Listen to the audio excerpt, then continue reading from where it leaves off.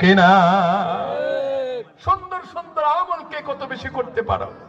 বন্ধুগণ আমার ভাইয়েরা, আজকে সমাজের মানুষগুলা সুন্দর সুন্দর আমল করার মতো কোনো মন মানসিকতা নাই।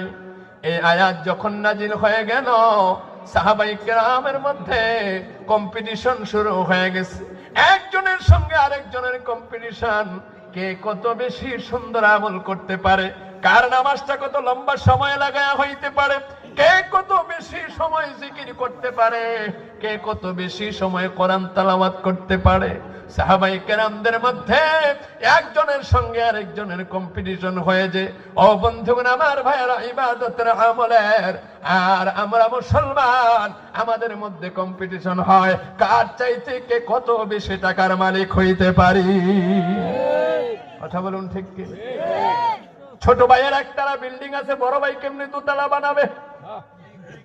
চাচতো ভাই তার ছেলে পাঠাইছে সৌদি, এবার তার নিজের ছেলেটাকে কেমনে ইউরোপ পাঠাবে এই চিন্তা। কেমনে হামলা বাড়ির জায়গা জমি নিজের দখলে আনবে, কত বেশি কিনতে পারবে জায়গা জমি, ঠিক কি ঠিক না? দেবিদ্দার বাজারে দোকান একটা আছে, ক্যান্টনমেন্টে কেমনে আরেকটা দোকান করা যায় এই চিন্তা আছে না নাই? অথচ সাহাবাই কেরাম এই ধরনের চিন্তা তাদের ছিল না রে।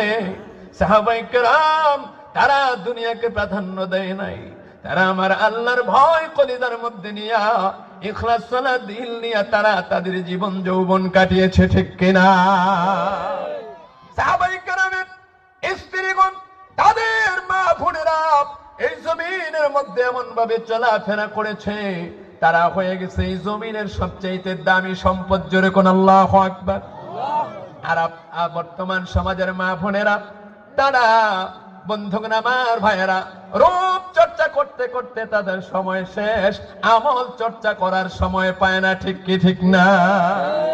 তারা শুধু শয়তানের বাক্স ওই পার্লারে দেওয়ার সময় পায়, নামাজে দাঁড়ানোর সময় পায় না।